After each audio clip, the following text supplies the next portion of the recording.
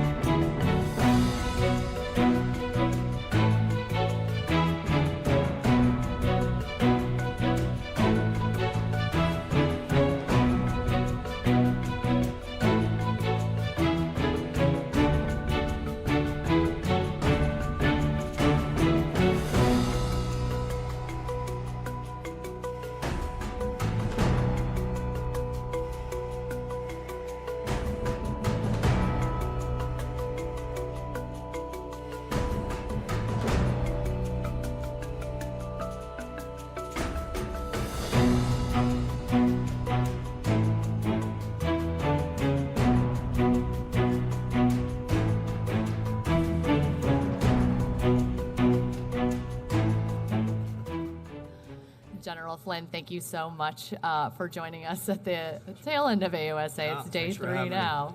And hopefully you're not too jet lagged. Hopefully you've had some time to recover. Yeah, doing good.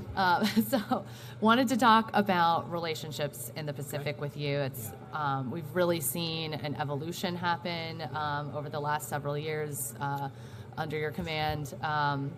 Exercise participation continues to grow. Yep.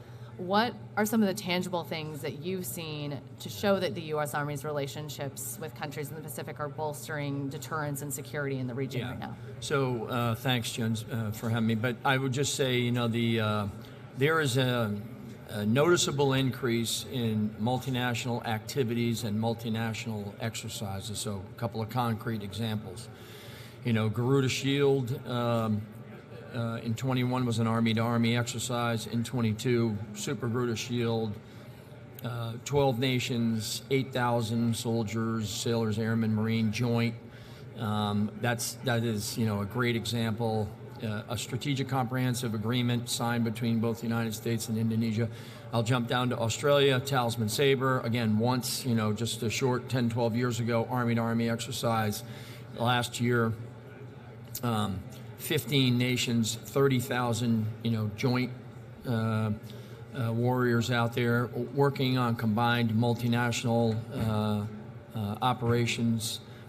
And then I'll go to Yamasakura in Japan, a command post exercise, long an Army-to-Army exercise.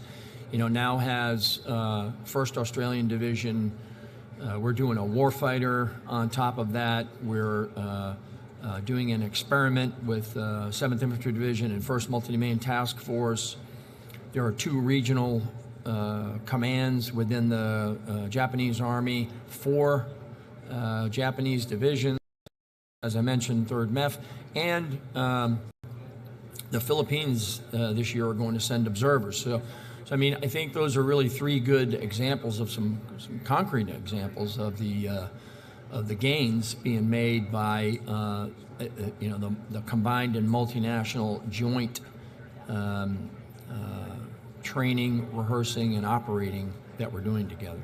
Yeah, and we're seeing a lot of tightening between relationships in the Pacific as well as with us. So that's very good to see. Yes. Where does the Army need to focus in the coming year to continue to build those strong joint interior lines that you've talked about to strengthen security, deter aggressive activity in key areas from adversaries like China? Yeah. Well, so I still think there's work to do on what we've recently put out in our theater strategy on gaining positional advantage. I think there's still a substantial amount of work to be done here. The activities and operations and investments that I was just talking about are positive, but they can be temporal if they're not nurtured and not looked after, and they're not. And I'm not talking about increasing necessarily the size. What I'm talking about is doing it at echelon and adding complexity so that as a combined and joint force, we are improving our interoperability, we are improving our readiness, we are increasing the confidence that we have working together. And candidly, at the end of the day, we also have to deny key terrain, human and physical terrain, from the adversaries that are out very, very active, trying to disassemble or fragment and fracture the very advantage that we have, which is the relationships and the trust that is gained by working together and training together and operating together. The 25th ID is in the midst of maybe they're wrapped up by now. Okay, they're wrapping up at the Joint Pacific Multinational Readiness Center. I hope I got that acronym right, JPMRC. It's been an effort transforming in contact, part of General George's initiative to get units capability to really see how it fits, to think about it from everything from how it works to the logistics side to how things should be organized. Really interesting. But the Pacific is, your theater has been kind of the ground zero for some of this activity. Talk about some takeaways that you observed at JPMRC with the 25th ID, what they're learning, and how you see that kind of feeding into capability and formations in the Pacific. Yeah. So the blending, if you will, of having a Pacific-based training center now for the first time in more than 50 years, the Army, and great credit to the effort to put a training center in the Pacific with the Hawaii campus and the Alaska campus. Couple that with, again, the environment of jointness that's created in that training center, because we're surrounded by joint assets in both Hawaii and Alaska. The multinational element of that, of having, I think we have 10 countries out there involved in the one in Hawaii, and I think we're on tap for about 9 or 10 countries in Alaska. The transformation and contact, the organizational redesign of the division, not just the brigade combat teams, but the division artillery, the division sustainment brigade, the division combat aviation brigade, the enabling brigades that are part of the division, tactical echelon, is a really important combination to be able to train in the environment, train in the conditions, have joint and multinational partners as part of that training center. The learning is exponential, right? We want to do that and learn, and then be able to bring experiments, new technologies, new capabilities, test new concepts as part of that. One thing, Jen, that I think is also that we're connecting out there is, so General George's transformation and contact is essentially at the division and below, right?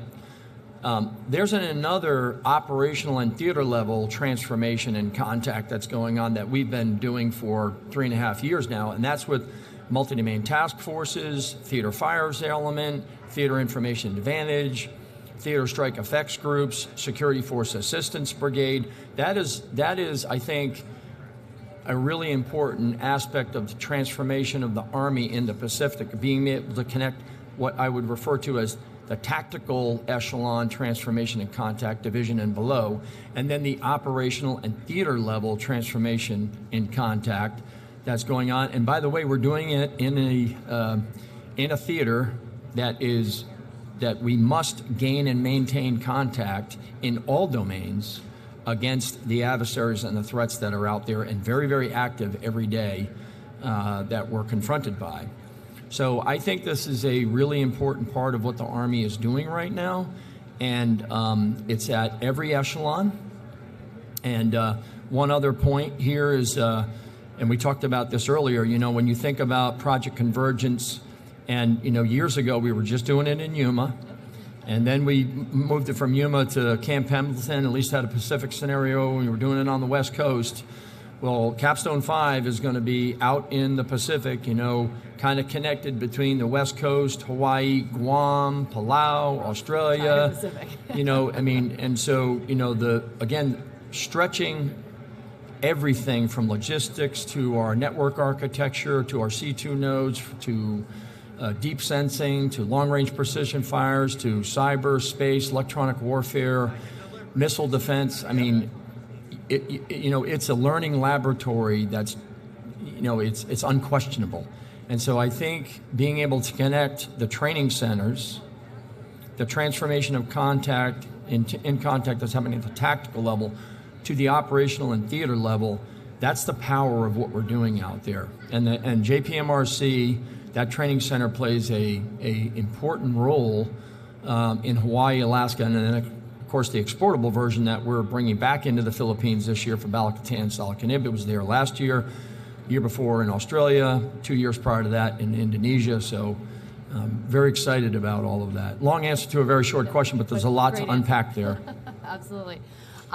In terms of preparing the theater for any type of crisis or conflict, that's a lot of planning in terms of where your capabilities go. Right.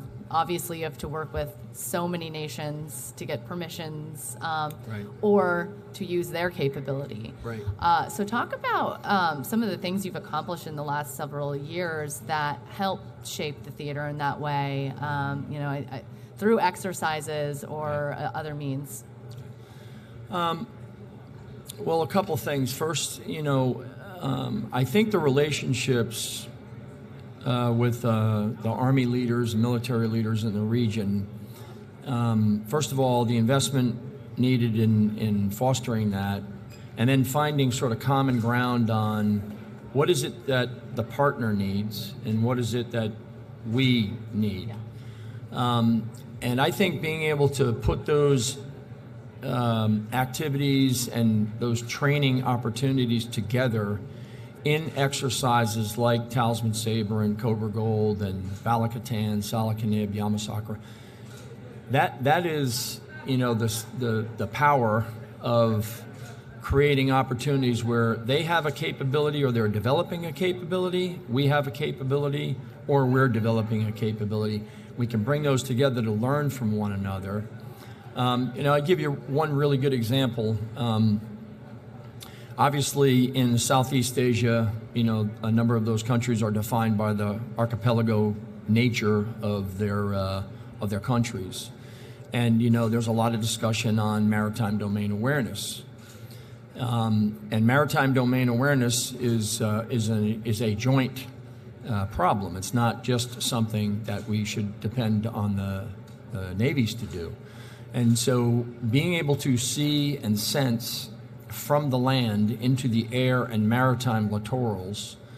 So we have been able to work with a number of our partners in the region, particularly in Southeast Asia, Philippines, Malaysia, Indonesia, etc., to be able to bring open source applications together, fuse them together so they can begin to see, sense, and make sense of what's actually happening in the air and maritime littorals without having, classification exchanges and, intel sharing agreements.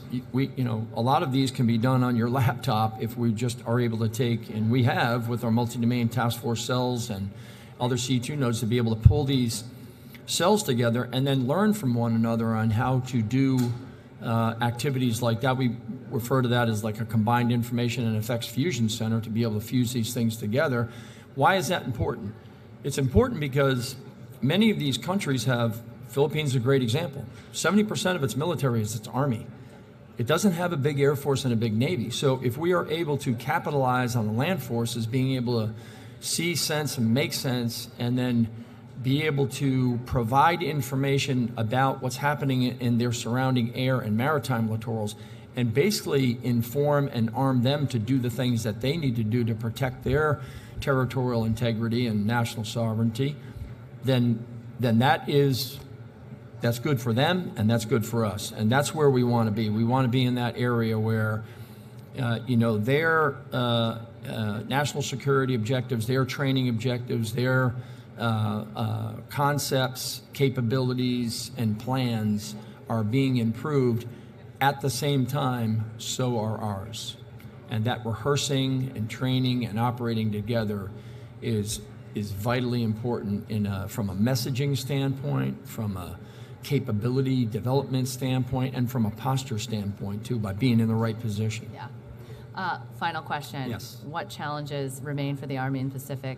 What are some of the ways that the Army will seek to overcome those challenges in the coming years? Yeah.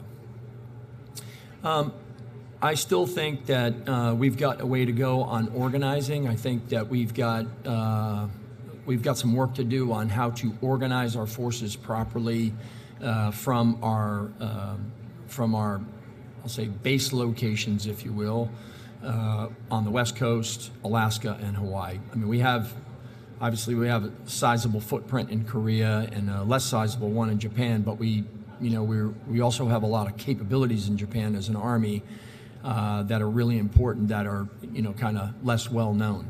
But what I would say is really two things. I think we have some organizational redesigns, some command relationships that need to be updated and refined. And then I also think that we, as I have put out in our recent Theater Army strategy, we've got some work to do still to gain positional advantage. And it takes a lot of hard work, it takes effort, it takes fostering those relationships, but then it actually takes getting together as a force and as leaders and deciding what you're actually going to do, so that you can build the relationships and create that sense of assurance that we must have, at the same time getting hard power in the right place at the right time with the right capabilities to deter and prevent a war from breaking out. I mean, we already have a limited regional war in Europe. We have a limited regional war going on in the Middle East. The last thing that we can afford to have another limited regional war out in Asia, because that is not where we want to be. So I would say we've got work to do by way of organizing, and then we've got work to do by way of gaining positional advantage. So, the complexities of the region are extreme, and we have to stay focused, and we have to have a sense of urgency about doing that work. Well, thank you so much, General Flynn, for joining us here, and I hope you enjoy the rest of your show today, the last day. Yeah, a lot to do. Yeah, thank you very much. Yeah.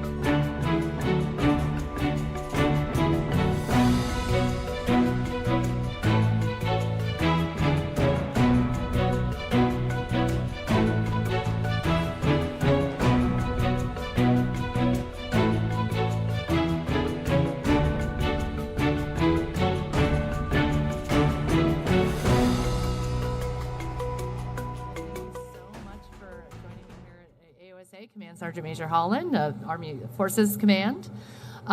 You have been, very busy observing some really interesting initiatives going on with the Army in the past year, with the new Army Chief of Staff taking the reins. It's a little over a year ago now.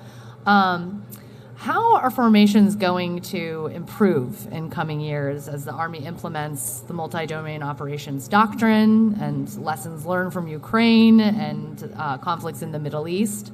Threat evolution is evolving so much, so rapidly. How do you adapt when it comes to force design and preparing your forces? How do you work with other entities like Army Futures Command to ensure you're getting things right and keeping the pace? I think when you look at Forces Command, this is total Army approach, and we kind of operationalize it through our 4 wins. As a total balanced Army, that's the active, the reserve, and the National Guard, and this transformation is ongoing, and it's in all 3 of those formations, and they're all part of Forces Command. We have to be very careful in our balance in how we do this, right? So we have to win the first fight, which is that fight tonight requirement. So we have to be ready to do that with the forces we have right now and the material and the equipment we have in those formations. But we also have to be prepared and postured to win the future fight. And that's what's huge about transformation. The transformation in contact is at 0 to 24 months, the stuff we're doing right now in those 3 brigades out in Forces Command. TIC 2.0, the chief mentioned yesterday at the Eisenhower Luncheon, that's going to go across several divisions, a couple ABCTs, SBCTs, and like I said, out in our National Guard and Reserve partners. Continuous, ongoing, and then what's going on beyond that, our partnership with Futures Command, because they're super involved in what we're doing, not just Futures, but PEO, all the program executive officers, offices themselves, the concept capability divisions that are out there that are writing these things, our scientists and engineers from Futures Command that are actually in our formations. But most importantly, those formations, they're at our home stations where the training is valuable. They're bringing that new technology, new doctrine, because it's not just Futures Command. TRADOC has to be a fast follower, because how we fight is going to impact that future, and that doctrine has to be fast followers in that aspect of it. So when Futures comes in our formation, they bring a new item of equipment, new concept, new idea that comes with, I mentioned, an engineer, a scientist, the concept developer, and most importantly, because formations are soldier-centric, that's the most important and secret sauce of the whole combination of everything we're doing. Historically, we modernized, but it was probably in a laboratory. We tested things in a formation, but it was a small formation, purpose-built to do that. That's right. Yeah. That's right. You had like a range. You have a left limit and a right limit. Stay down the middle. In this case, we're delivering that new equipment, and we're saying, hey, Commander, do the things you can do. You can task organize for the mission. We're going to give you these additional resources. I want you to figure out the best ways to man this equipment, the best tactics, techniques, and procedures to employ this equipment. And then we're going to have this experimentation event. And in the case of, let's say, 2nd Brigade 101st, or now 2nd Brigade 25th, at our combat training centers, which are learning laboratories, we're going to deploy this equipment against a free-thinking OP4 that also is fielded similar and like equipment, and they have more reps and sets at it. And now we're going to assess whether this stuff works. So everybody's there, not cheating to make sure it works, but I always like to say, if you try to break it. That's right. If you want to find out if something works and it's sustainable and resilient, give it to a paratrooper. Paratroopers exist to break things, right? So the 101st Airborne, they got a chance to take the first crack at this stuff. And then 2nd Brigade, 25th out in the 25th Division is tied right behind us. And the fantastic part about this is these formations, although one is a FORCECOM organization, the other's assigned to the Pacific and the USARPAC, those commanders, those leaders, those NCOs all been communicating and being very flat in with what we've learned thus far, because unfortunately, there's a red line when we can deliver stuff to a formation, and it's no longer a learning event. Yeah. Right? Yeah. We lose any value we have to it. So 2nd Brigade we're passing the torch to them, and 25th, and they're going to do some great things as well. Yeah. What are some of the things that you've seen come out of the Transforming in Contact initiative this year, with the first 3 BCTs that have taken capability and really put it to the test in operational environments? It's a really interesting concept. So what are some of the tangible things that you think worked, and what are some of the kind of the challenges that you're still running into? Yeah, whenever I think of Transformation in Contact, I think about a great quote by Dr. King: "The fierce urgency of now." Right, and that's what really transformation's about. We're trying to do this as quickly as possible, and in a lot of these things, as far as whether it works or not, most of it's only a 70% solution, right? And we're expecting small unit leaders, local commanders, to kind of bridge the gap. And then we bring that higher echelon of support to whether I need a cross-domain solution or whatever it is to make the thing be interoperable with our own systems. And what has worked phenomenally is how we've task organized, and we take on some of these new kit. For example, small UAS, whether it's the short-range reconnaissance, the medium-range reconnaissance, our LASSO, which is our munitions, our ability to target and use algorithmic warfare to sense, identify, target, acquire, and then destroy, whether it means a direct or indirect fire capabilities. Where the human-machine integration, it's coming. It's not. That's something that we need more work on. The network, which the chief talks about all the time, they're turning that into the command and control motivation forward, kind of to solve that problem. The C2 fix the C2 next.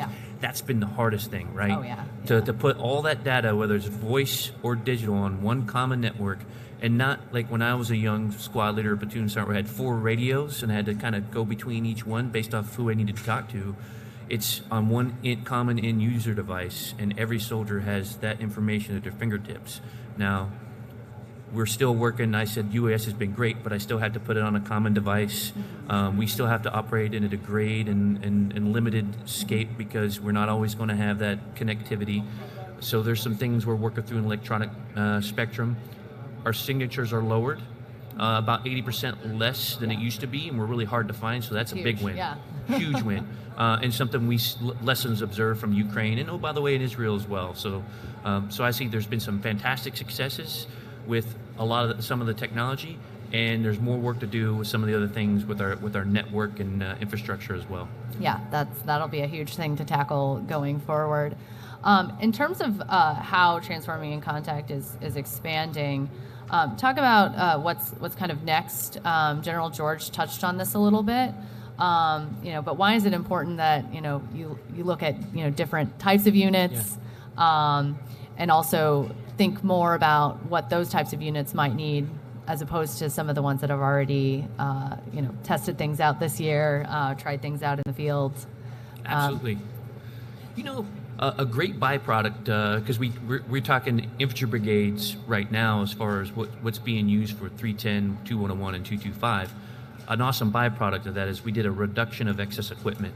A lot of things that were logging up commanders' motor pools and supply rooms, AMC, another great partner, helped get that out of those formations because that was taking a lot of our time. They have room for the new stuff. That's right. And now we're bringing in new stuff like the ISV. So get rid of those Humvees, and more things to maintain and go with one simple like item.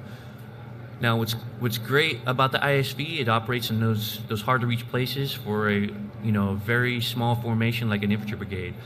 What's nice about pulling this over to an armor brigade, a striker brigade, and some of our functional brigades, whether it's a cab, an artillery brigade, fires brigade, and whatnot, is those armor brigades and striker brigades already have platforms with mission command systems on there, and the architecture is set up in place where our C2 Next software, once it's employed on those, it'll be a lot easier to integrate a common network on those two types of brigades versus an IBCT, which it's a bit more of a challenge. Yeah. So most of our armor brigades are already modernized in that capacity, whether new Abrams and our Bradley fighting vehicles and our AMVs. If you look at 3rd Infantry Division as an example, they're the most modern armor division in the Army right now with our new modernization efforts. But what may have worked in an IBCT may not work in an A or an S because doctrinally they operate on larger distances and dispersion. And to be fair, what we learn in Ukraine conflict right now with Russia is building mass for purpose is important, but if you're just massing and you're not purposeful, you're an easy target. Yeah. So we have to be comfortable with that, and we got to stress the tyranny of distance to see if those systems and those capabilities actually operate within those formations. One of the interesting things that I think the Army's starting to realize is, previously you'd kind of buy the same thing and put it across the whole force, and that kind of delayed, I think, even the acquisition processes, and also, do you really need to buy that much? So it seems like through this kind of coming around to, this BCT might look different than this one, and obviously with other units it would be different capabilities. But how do you kind of manage the idea that this unit is going to be different from this unit, even if they're both BCTs? How do you how are you looking at that? Are there challenges with that, or is that a manageable thing? There are existing challenges within it, and I'll kind of lay it out like this. So we global war and terrorism, we developed the brigade combat team construct, right? We took a lot of capability out of divisions, we put them in a brigade, because that was the easiest way to manage readiness and like items that rotated to the CENTCOM, AOR, heel to toe, or Iraq or Afghanistan, Syria, right? So super easy, super efficient. But that is not sustainable in large-scale combat operations.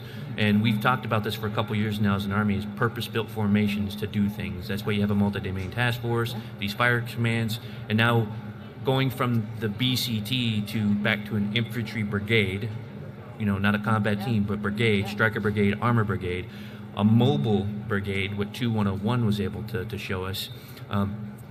The biggest challenges within that part is our struck is out, transformation and context is going to inform our struck, but the Army systems inherently rebel against putting people in places where in our integrated personnel pay system, Army doesn't recognize. And if it's a soldier is put in a place like that, our human resources environment wants to move that soldier to a place where they're supposed to be.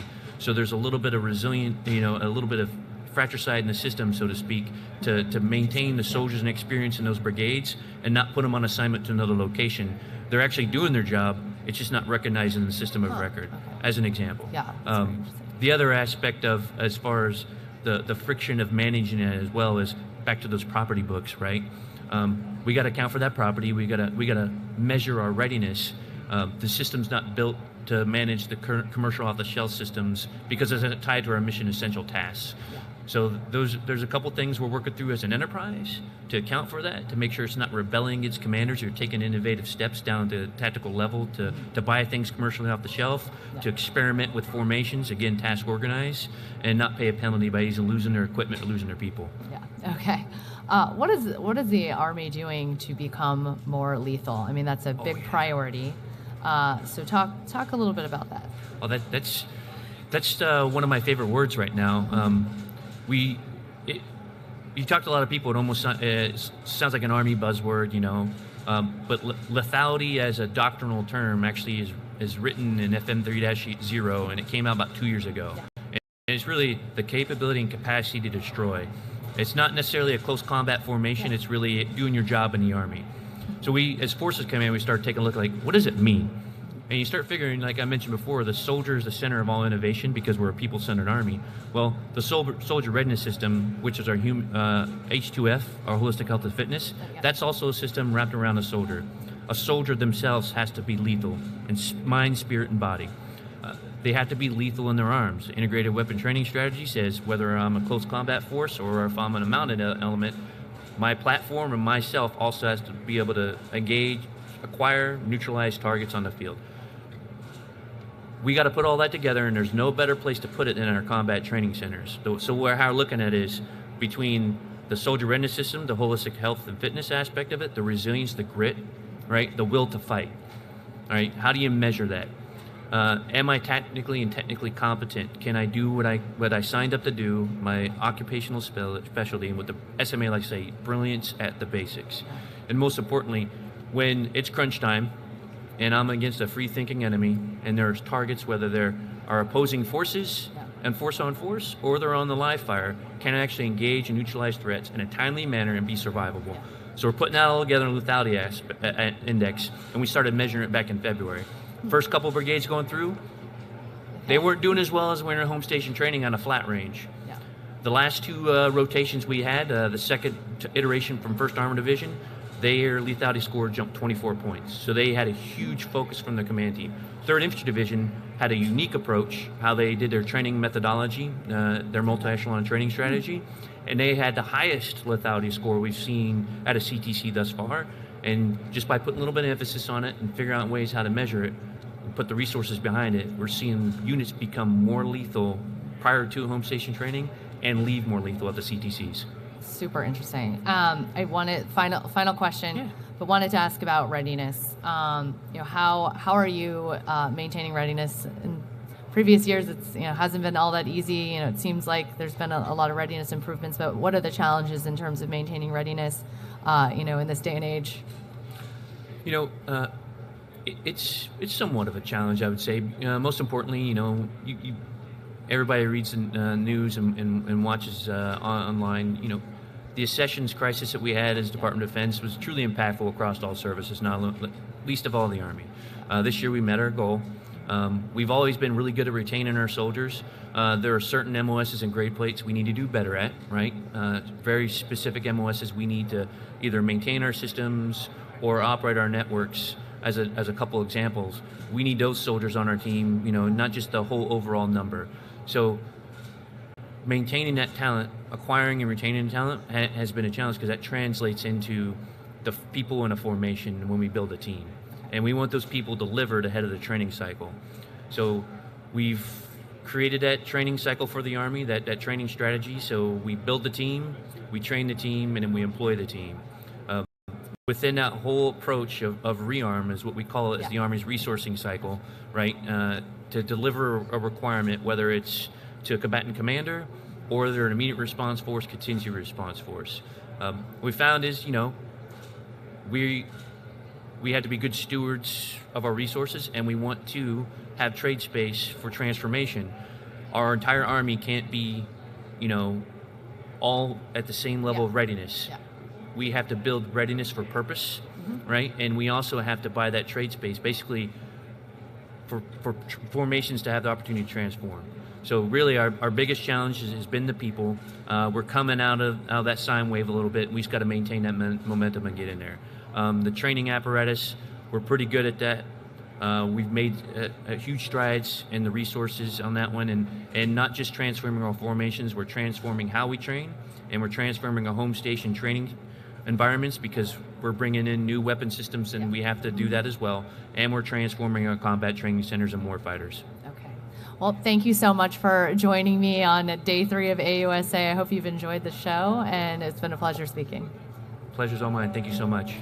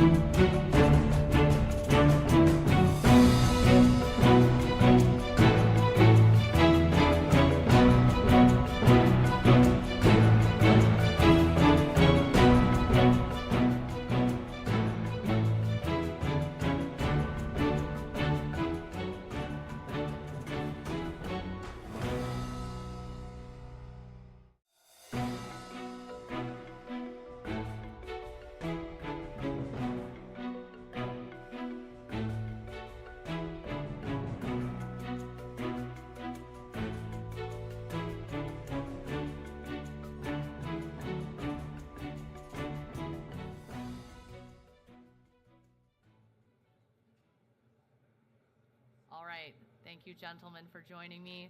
All of you are experts in the all-domain sensing electromagnetic spectrum. Love that we're talking about this at the show.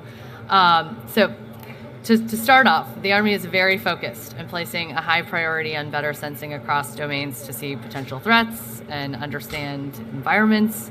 Each of you has a part to play in this, so I'm going to kick things off. I want you each to talk about what you do, what your responsibility is in this mission, and how you're getting after the all-domain sensing type capabilities and seeing the electromagnetic spectrum. All right, we'll start with General Barker, because you're in the middle, Oh, okay. That's great. So honestly, I got two great partners in all of this, okay? So between Mike and the all-domain sensing CFT, and of course Andrew with the ISR task force, as the PEO for IEWNS, Intelligence, Electronic Warfare, and Sensors. So we have the responsibility to really deliver the material solutions that these guys need from a requirement standpoint and getting it to the operational force. A lot of good examples of that going on right now between Titan, Navor, Hades, a bunch of different efforts where we're moving fast. And I think that's one of the biggest things we've learned is that we have some unique authorities when it comes to acquisitions that is allowing us to kind of iterate quickly. But I have to have these two guys at my side to be able to do that to inform the rest of the .mil PF. Okay. All right. Go with Ms. Ronald Leon. Then Dr. Right. Thank you, Jen. So as a part of Army Futures Command, I mean, our job is to transform the Army to achieve war-winning future readiness. So I'm a cross-functional team director, and what an awesome job that is because I have awesome teammates, and General Barker just touched on that important piece. But really what I get to do is synchronize the entire Army, our teammates across the board, to get after these key capabilities. And to do that, one of the biggest pieces is getting our requirements right, and it's across .mil PFP. It is not just about materiel. If we're going to transform our Army, we have to look across the entire piece. Some of that reaches outside the Army, quite frankly, as well. So I can't, when I say that T in cross-functional team, it's my key Army teammates and great partners on the joint side as well, especially in U.S. Space Force, as well as the intelligence community to get after all domain sensing. All right, Mr. Jen, thanks for hosting us, first of all. And you use the word expert in this space. I'm not an expert, but I am a passionate user of this. I think all these gentlemen here are also committed to this and passionate about this, and that's really what brings us together today. So I'll echo the same comments. Great partners. Great to be with them. I'm the director of the ISR task force. We've been around for a number of years now. We are evolving. I think we're going to talk about that in the conversation today a little bit about what that looks like. I'd like to describe this as sort of the 1, 2, 3 punch, right? So you got it starts with what Mike's team is doing and the really incredible and really difficult work on requirements and how we get that right.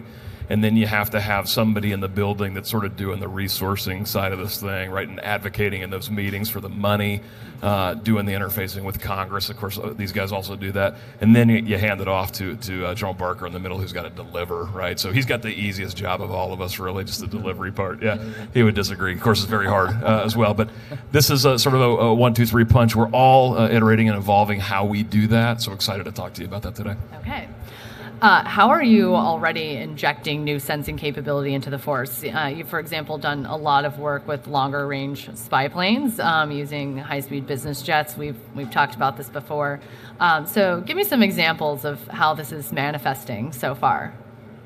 We'll start with that. Yeah, I'll start there. If you look around AUSA this year and you compare that to 3 or 4 years ago, you see a lot of business jets out there, right? Yeah. Hades is the program the Army is moving towards. How are we doing that? We're doing that as rapidly as we can because there's a big need out there, right? There's just sort of the insatiable desire for collection, and we're trying to get the right capability in the hands of soldiers as quickly as possible to close gaps. So we're doing it quickly. We're doing it, though, methodically in some ways, and those two things can coexist. You can be quick and methodical, and you do that through continuous experimentation, right? And so we've used the last 4 or 5 years working with AFC to experiment at every opportunity to ensure that we're refining our requirements and then, as a result, delivering the right capabilities. And I've lost track. How many jets do we actually have flying right now, the prototypes that are actually doing operational data collection? A good intel guy would tell you that there's 25,000 out there, right? There's quite a few out there today. All right. So we're great partners in that with Andrew from a material standpoint. A lot of the sensor work. So really getting at being able to do that deep sensing mission, and where is the material aspect of that when it comes to the ability to do that and provide that standoff. So we also are interfacing a lot. I mean, we're trying to help inform Army strategies across the board when it comes to capabilities, the high altitude platforms specifically, doing a lot of market research, a lot of interaction with industry, and really seeing where they are when it comes to material, maturity, those types of things, and then helping that really inform where we think we need to go when it comes to those types of platforms. So it's just a constant back and forth, constant partnership between us three, industry partners. It's just, it's a good team. So what I would say is we are definitely in the age of data. Everything, as well as what we see walking around the floor is how do we extract data and what do we do with data at machine speed? So whether it is an aerial ISR platform, maybe it is an existing sensor that's been in our force, but maybe we can do more with it. And that's really where my focus is right now, is to look at the data sources around the entire Army and tackle some of those challenges. Some of those are, they're technology challenges, but some of them are also policy challenges. And I think to be able to tackle and really harness that power of data and start moving at machine speed, it's going to be a combination of using traditional sensing capabilities, maybe for non-traditional uses, or maybe using non-traditional sensors to enrich our understanding of the battlefield and our ability to move faster with more confidence. So I think it's really exciting to see things make their way into the operational space at all domains now, and for a variety of different purposes, because I think that's really where we're going to achieve our overmatch. Okay. On the all domain sensing CFT that's officially fully set up now, fully staffed, what is the CFT focused on as a priority right now? You talked about data, but some of the other things that you have going on too. Sure. So I can't tell you how proud I am of the team. As of 1 October, we are up and operational. Headquarters in Adelphi, Maryland. Flag is moved there, so I can't tell you how proud I am of how much we achieved while still completing the assured positioning, navigation, and timing and space mission that we've been working for the Army for some time. Here's the 4 key areas that we're working on right now. The first one is really getting after sensors. I kind of talked about that before. Regardless of where the sensor comes from, regardless of what it is, if we can take advantage of it, I want to take advantage of it. It's not just the U.S. capabilities or Army capabilities, but U.S. joint capabilities, allies and partners, as well as commercial capabilities as well. The second one is that data architecture, that data environment, which is not just about transport, it's also about where processing needs to be in an architecture, all the way from sensor to processors to potentially to shooters, and to be able to enable command and control specifically on some of the non-kinetics or non-lethal capabilities to achieve those synchronized effects for MDO. Working with our G2 counterparts as they evolve PED within the Army and what the PED evolution, that has huge architectural impacts as well of us being able to move at machine speed worldwide. And then the last one is operational enablers, and there's 2 key areas I'd like to just kind of hone in on. One of them is electronic warfare. In the past, our CFT worked quite a bit on navigation warfare. Now the gambit is opened up widely across electronic warfare, and why key partners like General Barker and his PEO are absolutely critical here as we move forward. As I mentioned, the command and control of those non-kinetics are huge. And then the last piece is PNT. We are not out of the PNT business. PNT is a part of all of our weapon systems. It's absolutely critical. And again, back to achieving overmatch, especially in that T side, that time side, and maneuverability in the electromagnetic spectrum, timing is going to remain huge. So we remain fully supportive and out in the front of what the next generation capabilities will be for Army PNT. Okay. So we have, there's a quote that kind of sits in my head. I think it might have been General Rainey. We don't have a sensing problem. We have like a data information problem. It's not an exact quote. How are you each working through the PED side of getting data from so many sensor capabilities to the right people, the right level? How do you decide, how much data flows, where it flows? How are you working through weeding through that important information and making sure it gets to become actionable intelligence and capability for the warfighter out there? Yeah, I'll let you jump in on that Okay, first, yeah, 'cause and General Barker, you go next. Yeah, You look ready to respond too. So. Oh, yeah, we're ready to roll. Okay, yeah, because I think it's all time horizon based, right? Because we all have different roles from operational procurement to the future focus. On the future side, not just Futures Command, but the entire Army is invested in persistent experimentation. That's where we're learning. That's where we're pushing limits in this area. And back to the use of maybe non-traditional or emerging capabilities, this is where we can do those reps and sets to not only understand the capability, but start building confidence, especially if you need to use that capability to potentially target an adversary or to make a decision. And as we move further and further into machine speed decision making, to trust a machine to give you a course of action or a recommendation is going to take a while to continue to build confidence in that space. So that's my piece on that is constant experimentation, partnerships with industry, and from the gambit of early technology to where it's component level, all the way through to technologies that are very mature that we're ready to integrate into platforms and evaluate. So one of the things we're focused on in that area is Project Linchpin for us, which is really building out that kind of AI ML ecosystem for the Army, allow that kind of trusted environment for those models that you need to really crash on that data, giving them the space to come in and have the data curated.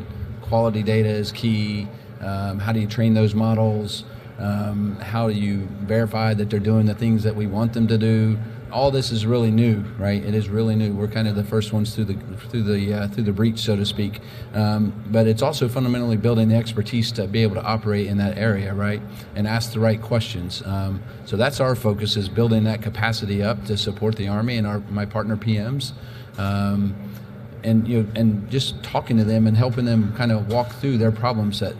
Do they have a problem that AI and ML can solve, or do they just have a really hard math problem? Because it can, it can go both ways, right? And so, but some of the initial use cases within that is what we're doing with USER Pack called Surfrider. It's where we're bringing together all different agencies between CDAO at the DoD level, NRO, NGA. All those partners to kind of look at that PED process from a USER Pack standpoint and see how we can apply those models to really reduce the cognitive burden on those analysts, so that we're doing that kind of heavy lifting on the lower level within those models to allow them to really focus on doing the higher analytics when it comes to PED. So that's the key. Yeah, I agree. I want to amplify what you said for a second, because I think the big data problem is a little it's sort of under amplified, right? So big data, this is what we're dealing with. The world, some of the experts estimate that we have 180 zettabytes of data today in the world. That doesn't mean anything to anybody usually, right? Because most people don't even know there's a number above a trillion, There's numbers above a trillion. A zettabyte is one with 21 zeros behind it, right? So 180 of those, I don't know how you do that math. That is an enormous amount of data. And some of that has intel value, right?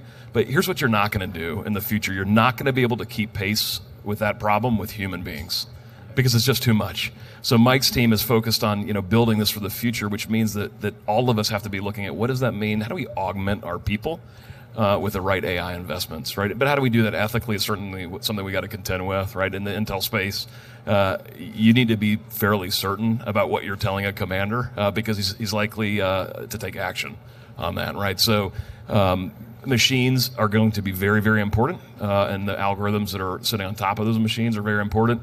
And we have to ensure that we're doing the best we can to sort through that data at the point of collection before it even gets through that. So there's a lot of ways we're going to do that. We're working hard on that problem. We know it's not a people solution, right? It's a people plus machine solution. So excited to partner with this. How are you tackling testing, I guess, the trust? How can you tell that a machine is giving you the right answer or showing you the information that you really need? What if it misses something that actually would have been more important? These are things that are rattling around in my brain. So how do you trust, test the trust and verify? How are you working towards that verification? So that's one of the things that we're trying to build out within that, with the AI ML, that ecosystem is a verification and validation process, right? It's not traditional, okay? It's not like your traditional testing where I would turn to my ATEC brothers or Mr. Bishop and our DOT and the account, right? I mean, so it's different, right? So, but the good thing is there's a lot of goodness and a lot of innovation going on in the industry and how they're doing things right. And so it's about us putting the security wrappers around those models. Once we determine that they are doing what they intend to do, it's how we monitor them and make sure that they're not susceptible to drift and diverging off of a path, not susceptible to counter AI specifically, poisoning data and things along those lines. So we're really trying to understand and get a grip on that. So, and I joke and tell people, think about like the little pictograms that you have to do, right, to sometimes log in. So, if you're supposed to be, if you're going to be, so do I, trust me. And so if you click on the sidewalk 1,000 times and you're supposed to be clicking on the green light, something may get off, right? And so you have to be aware and understand how, abnormal behaviors can create, variances in your tolerance, and you got to be able to tackle that. Okay. I wanted to ask about, speaking of all the sensors out there that could exist in the future, you are looking at high altitude capability more than in the past. When it comes to things like balloons, for instance. There was a new program that was supposed to stand up in FY25 to tackle high altitude platforms capable of deep sensing. General Barker, I think you talked about this about a year ago now. So update us on where all that stands. Yeah, I think it's a partnership with Andrew and as well as Mike, quite honestly. So we were on a path when it came to looking at those some of the larger high altitude platforms from balloons, looking at gliders, solar gliders, and all those things. All of them had varying dependencies on from a logistics standpoint, susceptible to weather. But we've been doing a lot of good experimentation, right? Between Arcane Thunder, Vanguard. We're relying on our partners at AUSA to look at what they're doing in the micro HABs specifically, because we think there's a lot of opportunity, and you got to really balance that with your payload and how much payload it can carry. There's obviously variances, but we've been learning a lot, okay? And like I said, at those different experimentations, and that feeds back into what these two guys are doing from a requirement standpoint and ultimate end user from an Intel standpoint. So I'll turn it over to you guys. So let me just kind of go back to the Hades thing and talk about why this is also so important, right? I think people often ask that question, like, hey, if you're doing work in the stratosphere, which we have to be doing, we must do, why are you doing this other work? The answer is, as General Barker said, you kind of need both, right? You need a little bit of both. So there's going to be, if there was one system that could rule them all, we would probably not be able to afford it. It would be a zettabyte worth of dollars, right? I mean, it would be so expensive. So what you have to do is target your investments to the best of breed in certain mission, scenarios. And so Hades provides, one part of that. But what we're going to do and what we think we need to do in the stratosphere is going to be a key component to complement that. And I'll let, of course, Mike talk about how we think we're going to tackle that from a requirement side. But we're very excited about this, and in fact, going to work as fast as we can to try to get this out. Hey, thanks, and great question. So on a requirement side, so it's the cross-functional team, but it's also Space and Missile Defense Command, right? Those are our key partners here as we work space and high altitude for anything out there. What's really great right now is there's a lot of companies with a lot of different opportunities and options, and at various levels of maturity as well. So we talked a bit about Vanguard. I think I run a experiment called Pentax PNT assessment experiment, and we did some incredible first-time things this year with some of those platforms in the type of space, whether it be sensing or it could be effectors and moving data around, really, really huge.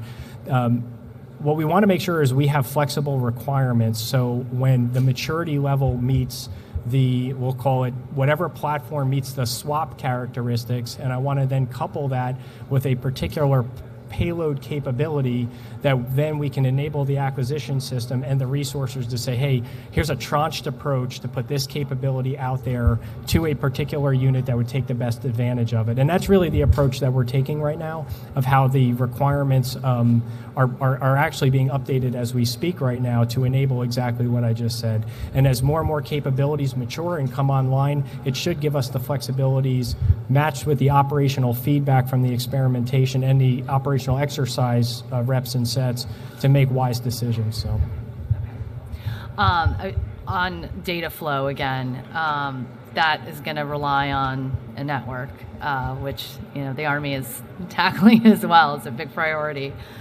So what's the process for working on this with the network folks, and to ensure that data streams are protected and flowing at the rate of speed that you need to be ahead of the enemy? Yeah, so if I start there. So all domain sensing cross-functional team, one of the key jobs in my job jar is, as the Army tackles next generation command and control, is to be able to build in that sensor architecture as we build out next-gen command and control. One sensor architecture. The second piece that I mentioned before was command and control of the non-lethal capabilities and that synchronization piece of that. I think some of getting to where we need to at speed is going to take standardization. The level and how hard of standardizing, but I think there's some key architectural pieces, both of how we exchange data and then what we ask for from sensors as well, and if I need to tune them differently or change something and bring data back a certain way. So we're in lockstep. So my counterpart, Major General Pat Ellis, over in the command and control cross-functional team, we work very close together, as well as the entire network, next gen C2 team, and I'll turn it over to you guys. Probably have a few things. Yeah, the integrated sensor architecture that Mike hit on, that's one of our key components, right? I mean, that's what we put in place to make sure any of the sensors that we put on the battlefield, the data is discoverable and we understand what it needs and where it needs to go. So that requires an incredible partnership with Mark Kitts and his team at C3N and General Ellis and his cross-functional team.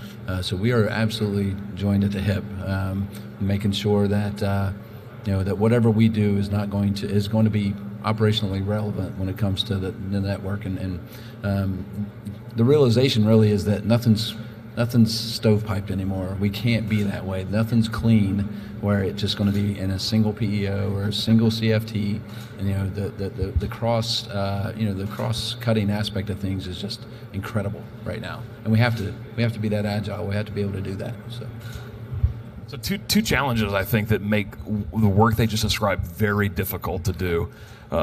If we could bulldoze everything we have and just build from scratch, it'd kind of be easier, right? But we can't do that. We still have to contend with legacy systems and how we make them comport with new data standards, for example. So that's a challenge that these type of guys have to really wrestle with. It's hard to do. The thing that's always on our mind as Intel professionals is we know we're not going to fight alone, right? And you heard Mike say that at the beginning, is that part of the challenge is how do you ensure that you're also interoperable to the degree that you can be with your allies and partners, right? Because we see this today in Indo-PACOM, for example, is that we have a numerous number of sharing agreements, but those are not easy to do. Yeah. It takes some time to create that policy, but we may not have that time in the future, right? So how do we get to something more shareable and standardized across our numbers of allies and partners out there? So those are a couple of big challenges we're thinking about, which is why having a team like the ADS CFT kind of helping lead that is so important for the Army.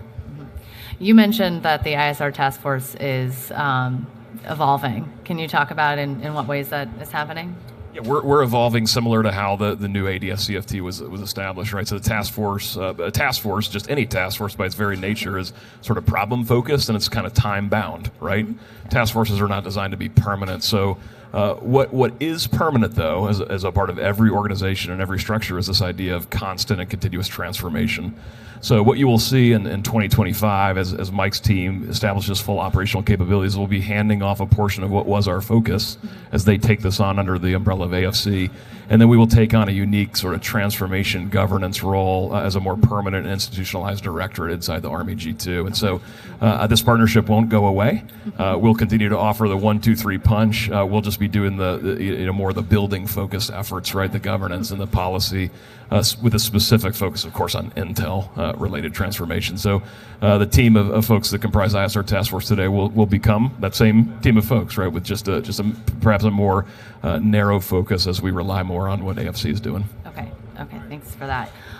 What is next for you guys when it comes to experimentation efforts like Project Convergence? What are you hoping to try, evaluate, and walk away with when you come out of Project Convergence, which is actually for the first time happening west of the IDL? It's happening all over the Pacific this time, in addition to National Training Centers. So huge scope. You're looking at the Pacific in real operational. You'll be there this time around. So if you could all, maybe we'll start with General Barker, if you want to talk a little bit about what you're looking at. Continue to leverage all those different opportunities, but I think we actually even have to expand it further based on specific units and where they are within fielding cycles and things like that. So we're really focused, and I'll use the EW as an example right now for the TLS Manpack that we're providing. So early stages of that, really focused on the transition and contact brigades. So 2101, 310, then 225 and 325. So about to field them. So each one of those opportunities, whether it's from a fielding or when they go into some form of exercise, whether it's JRTC or NTC, we're taking that feedback, okay, and we're iterating. We're informing the schoolhouse. We're informing the requirements folks. Hey, this is what we're seeing. This is what we're seeing from a ConOps standpoint of how they're innovating, and a lot of times in how they're employing the kit. So it is just going to be constant, and I think we just have to realize that we're going to be living in that space of just a continuous evaluation, and then feeding that back into the material solution, quite honestly, because what we don't want to have happen is the kit that I'm providing to 2101 right now. In 2 years, I don't want it to be the same configuration that I'm providing to Third ID, as an example. I want it to be improved, not only just on the material side, but across that .mil PF and how units are going to fight that kit. I've looked up a data point right before this. This is kind of fresh in my mind. So the Army started conceptualizing the Abrams tank in 1963. We delivered our first 2 prototypes in 1980. So I think by 17 years, right? I hope that's right. 17 years from concept to prototype. We got to do better than that. And that's what constant experimentation, persistent experimentation is about, is accelerating, sort of creating a paradigm shift, frankly, right? All right, we think we understand our gap. Before we even finalize our requirement, let's experiment with some things to make sure we got that right, so that when we get the requirement right and we ship it over to Ed's team and people like him, they're building what the Army needs and they're doing it with speed, right? My favorite part of experimentation is the soldier feedback, because a lot of times, what you get? You get a soldier that says, this thing is junk. I can break this. Yeah, like, hey, you need to think about X, Y, or Z. And then what do? We go back and we tweak the requirement so that we have thought about X, Y, or Z. And that's a better approach than delivering what you think the best solution is, only for the soldier to tell you 10 years down the road that this thing is junk, right? So we're trying to flip the paradigm around and ensure that soldiers are getting what they need in a timely manner. And that's what experimentation's about. Yeah, and just to kind of wrap that up, because I think both these gentlemen hit a lot of the points I wanted to make. But one, in a data environment, a world of rapid data exchange, the tyranny of distance is going to play a big role, especially in that AOR. So, and then the DDIL environment on top of that makes it even more challenging. So I think that's going to be one critical piece, because moving around the type of data at the amount of data, as Andrew talked about before, could be absolutely impossible. So it goes back to architecture. It goes back to where processing has to occur. It's back to being smart about our resources, and working through the contingencies and the alternatives that you have to look through. Next thing, and Andrew touched on this, the soldier feedback is absolutely critical, and I will tell you from multiple project convergence cycles, particularly with the CFT work that I've done over the years, it has generated requirements. Like, it wasn't, hey, we admired it and we're going to come do it next year. It's, wow, what if we could do this in this part of the formation for this reason? One, is it technologically feasible? Yes. What's holding it back? Requirements. Okay, and that really helped us do, the superpower that CFTs have is rapidly develop those requirements and get them through the AROC process or the ACIDS process. So that's absolutely critical as well. And then the other thing is, when you are in, like, say, the Pacific, we talked about electromagnetic spectrum. If you are using the electromagnetic spectrum for any reason, you can be found very quickly. So I think this whole idea of hiding in plain sight and protection of force protection, being very judicious with when we turn an emitter on of any type, just it's amplified in that space. So I think we're going to learn a lot from that, and I do think that that's going to come back and probably touch all of us in different ways. But the biggest thing is action coming out of any of the persistent experimentation, and this team here, that's what we're all about, is action coming out the other side. So. Okay, final question. How are you continuing to evaluate some of the newer systems currently in fielding and prototypes like Titan? Titan has been a project convergence, so talk a little bit about that. Yeah, so for Titan specifically, there's a couple different use cases, right? So we're continuing to prototype. The pre-prototype has been in the field for quite some time. That gets that space aspect of things. So, and if you're tracking, we just made an award in February, a down select. And inside of 6 months, we had that first Titan prototype to JBLM in the hands of the MDTF.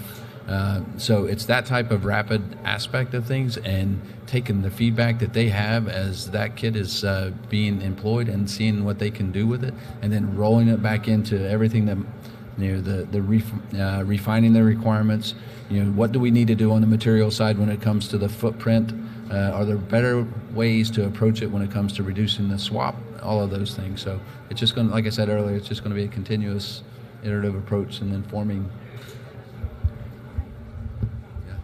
So the thing I think about the most with Titan is, and we started with this when you asked me the data question earlier, is the data sources that we are going to want to leverage a processing node like Titan may come from sources other than the United States. So I think a lot of the data challenges we talked about today have to be looked at from some of the policy aspects of things. So there's back to .mil PFP, a lot of what I'm looking at is, are we able to get that data source? Yes. Are we adding a lot of complexity or maybe cost to our system because of the way a policy is currently written? And should we potentially challenge that policy or look for a revision? The same thing goes with some of the security classification side of things as well, and especially releasability. And to our key partners, releasability is everything. Some of those guides were written a long time ago. So we're looking holistically across the board. Titan is a perfect example because a lot of things come into that catcher's mitt that we think that we might be able to make some big strides there. Let me talk about one different program, and I'll talk about the Army's Intelligence Data Platform, AIDP, is an example about sort of ruthless optimization. So it's my personal view that the best companies in the world they start by being really good at one thing, like really good. And then they scale on that success and they get better at other things as well. And so the tendency in the DoD, though, is that we try to use the term, we kind of boil the ocean. We try to do everything all at once, and then we find out that we're sub-optimized as a result of that. And so what we're doing in the intel space, we have a boss, Lieutenant General Tony Hale, who's ruthlessly focused and laser focused on getting very good at very specific things and then building on that success. So AIDP is an example, right? We pull all of our people in, the performer on this effort, all of the stakeholders, and we say, these are the things that we're going to get good at. And when we prove success here, then we'll scale up from there, right? And we've got a great partner over here with IEWS that's helping us get there. So to us, that's sort of what ruthless optimization is. It's actually getting smaller and focused before you get bigger. Okay. All right, gentlemen, thank you so much for taking the time at the tail end of AUSA when you still have a lot of energy, though. So hope you enjoy the rest of your show. Thank you. Thank you.